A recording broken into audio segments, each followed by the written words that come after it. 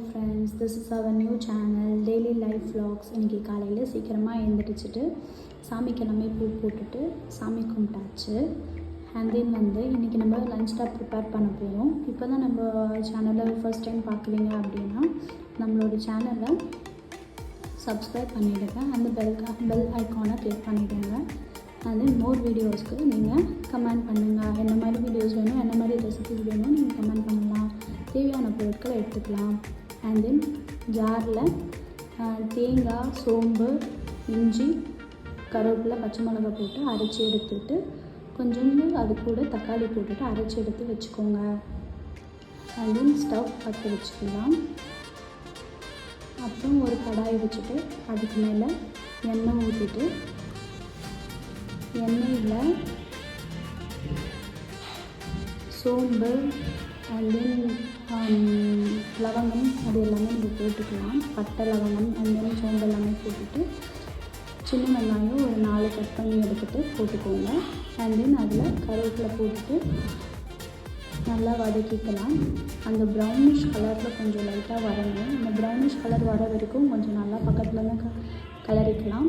And then நீங்கள் கலரி முடிச்சுட்டு அப்படி இப்படின்னு தள்ளி போயிடாதீங்க. கொஞ்சம் ரொம்ப கருக்குன வாசம் அடிச்சிச்சுன்னா நல்லா இருக்காது. ஸோ நல்லா ஒரு ரெட்டிஷ் ப்ரௌன் வர வரைக்கும் நல்லா கலரி விட்டுக்கலாம்.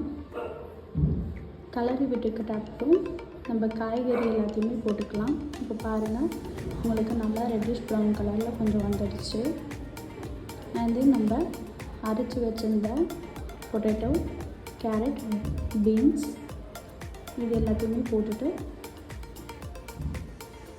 லைட்டாக கொஞ்சம் கலரி விட்டுக்கலாம்.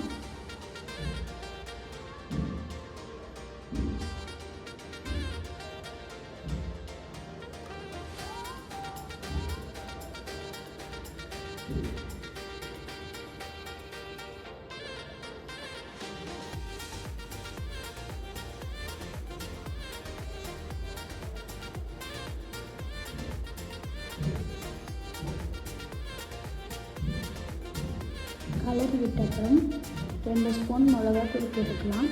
அது உங்களுக்கு எவ்வளோ காரமுக்கு தேவை, உங்களுக்கு தேவைன்ற அளவுக்கு நீங்கள் போட்டுக்கலாம். நான் கலரி விட்டுட்டு ஒரு 2 சிட்டிகை மஞ்சள் போட்டுக்கிட்டு லைட்டாக கலரி விட்டுட்டு தேவையான அளவுக்கு உப்பு போட்டுக்கோங்க.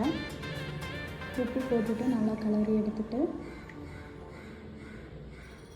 அப்புறம் ஒரு 1/2 கிளாஸோ இல்லை 1 கிளாஸோ தண்ணி நீங்கள் ஊற்றிக்கலாம். நீங்கள் வச்சுருந்த கடாயோட பாதி அளவுக்கு தண்ணி ஊற்றினா போதும். பாதி அளவுக்கு தண்ணி ஊற்றிட்டு நல்லா கலரி விட்டுட்டு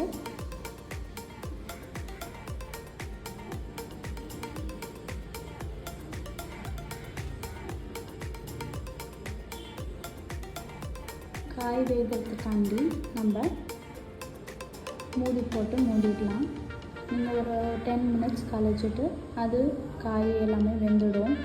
வெந்துட்டு அப்புறம் நீங்கள் எடுத்து பாருங்கள். பார்க்கும்போது அது வெந்துருக்கு அப்படின்னு சொல்லிட்டுனா விட்டுருவாங்க. அப்படி வேகலை அப்படின்னா மறுபடியும் ஒரு 5 மினிட்ஸ்க்கு நீங்கள் மூடி வச்சு வேக வச்சுக்கலாம். அதுக்கப்புறம் நம்ம அரைச்சி வச்சுருந்த பேஸ்ட் எடுத்துகிட்டு போட்டுட்டு நல்லா கலரி விட்டுட்டிங்கன்னா உங்களுக்கு ஒரு குருமா அந்த ஒரு பக்குவத்துக்கு அது வந்துடும். அதையுமே நல்லா கலரி விட்டுருங்க. கலரி விட்டுட்டு